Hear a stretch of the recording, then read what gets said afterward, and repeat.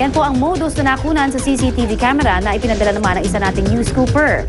Kitang-kita po rito kung paano natangay ang cellphone ng isang tindahan at narito po ang buong kwento nito. Mabilis pa sa alas 4 na isagawa ng isang lalaking nakasombrero ang kanyang pagnanakaw sa isang loading station at sari-sari store sa Taguig City. Sa kuha ng CCTV, tirik pa ang araw na mangyari ang krimen. Animoy normal lamang na customer ang suspect pero imbes na sa bintana nagtanong ng bibilhin, ay sa pintuan ito lumapit. Umikot lang ito sa harapan ng tindahan kung saan nabala na ang may-ari sa pagkuha ng produktong binibili ng lalaki. At habang pinupunasan ng tinderang binibili ng lalaki na karton ng gatas, hayan at pasilip-silip na sa loob ng tindahan. Kulang na lang ipasok dito ang kalahati ng kanyang katawan sa maliit na butas ng tindahan. Nang naibigay na ang bibilhin na lalaki, kinausap uli nito ang tindera at nagpapadagdag sa kanyang binili. Dito nakatsyempo na ang suspect. Masimple nitong kinuha ang cellphone na malapit sa butas ng tindahan.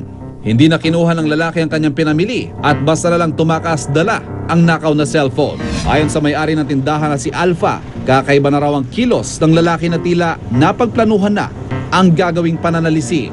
Phone ako kasi may dala ng cellphone eh. Lapag ko doon, tapos bumili siya, dito siya galing. Tapos, tinignan niya yung pwedeng mabili ng malayo. Bumili siya ng 2 box ng gatas.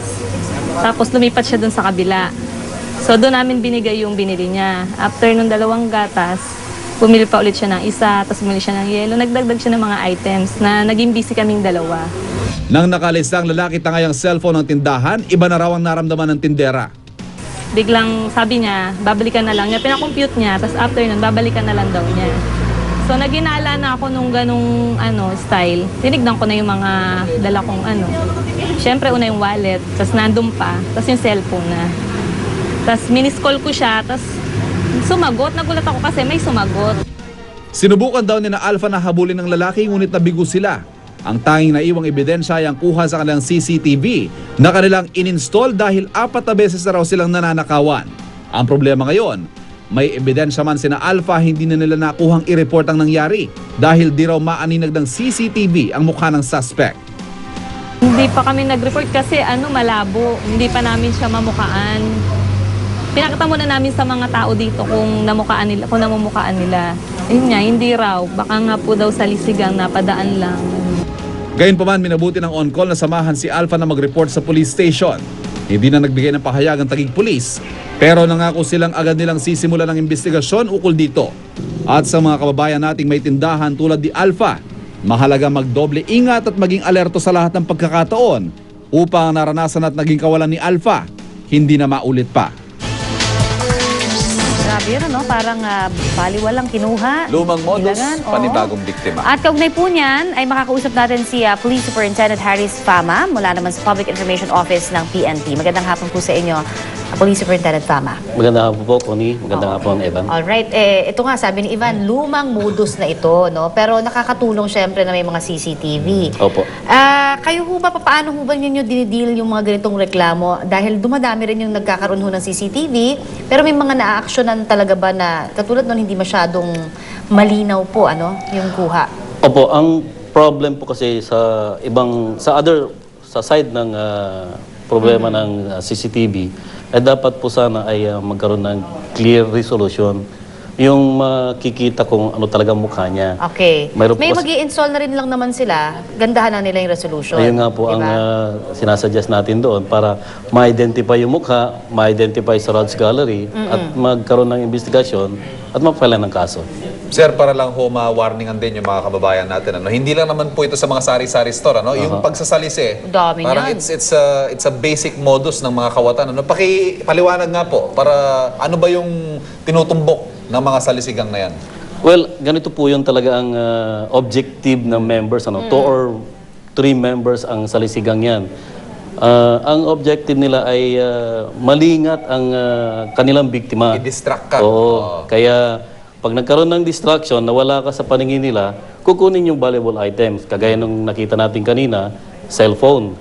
Bumili kunwari, bumili. Kaya Pagkatalikod ni ate, dampot ang cellphone. Yes. gabilis lang, segundo lang. Tsaka hindi nagtumakbo, walang ganun no? Talagang sanay na sanay, pagkadukot, binulsa, nakaharap pa din sa tindera. Yes, Ganun-ganun lang ang mga modus ngayon. Ano? Pero ang gusto nating malaman, sir, ito para sa may iwasan din syempre ng mga kababayan natin. Ano? Opo. Ano yung dapat, syempre na ginagawa ho natin, dapat kasi kulang na lang, yakapin na namin yung mga bag naming mga babae, no? Para Tips hindi siguro, sir, mga Oo. tips natin para hindi mabiktima ng mga salisi. Opo, ang suggestion po natin dyan, o mga tips, ay unang-una, dapat hindi lang isa ang Bantay. empleyado, dapat dalawa. Sa tindahan, At hindi bibigyan ng puwang yung hindi nila kilala. Tama. Dapat nakatingin parati yan, alert. Maging suspect man siya o ordinary buyer. Pangalawa, maganda po yung ginawa nila na naglagay sila ng CCTV for future investigation ito. Yun nga lang, hindi mamukhaan. Pero may enhancement program ito sa computer. Ayun. Pwedeng ito pagpatuloy pa rin ang investigasyon. At siyempre, yung modus operandi nila ay dapat ipaalam natin sa Trimedia at kaming mga PNP members na ito yung ganilang ginagawa para maiwasan na yung pagnanakaw. Sir, pero ang alam ko sa salisi, hindi lang yan basta parang kukunin basta. Meron pa nga sila partner yung maglalaglag din sila, di ba? Tapos sasaliksihan kapag nalingat ka dahil may perang nilaglag. Siyempre, akala mo sa'yo. So may mga iba-iba silang modus din, no? Opo, mayroon din tayong budol-budol gang. Yan naman yung sweet talk ka. Oo, yung laglag barya gang. May duragang pa nga, May sir. duragang. Yun nga, hindi ko lang binanggit. Magdudura para bang malalagyan yung parte ng katawan mo. Kunwari magagalit ka, may tao naman sa likod. Aha. Kukunin yung pitaka mo or Okay. bag mo. Medyo kadiring distraction yung Oo, partner, ha? pero Oo. nangyayari yun. Pero ito ho, ang lahat ng ito, ano hong pwedeng tawagan nila kung sila ho ay, kasi hindi lang naman yung nabibigyan, pwedeng na witness din di ba? Ano hong hotline numbers natin? Unang-una po kung sa probinsya po nangyari yan, napakalapit po o may contact number ang mga police station. Pero dito po sa amin, ang 2920, pwede nilang i-text sa amin. 2920. Oo. Okay. Sir, may sasagot Opo. Oo, may sasagot doon sa 2920. Yun naman po. Basta sana hotline. Yes. Ayun, maraming salamat po, Police Superintendent Fama, para sa tips.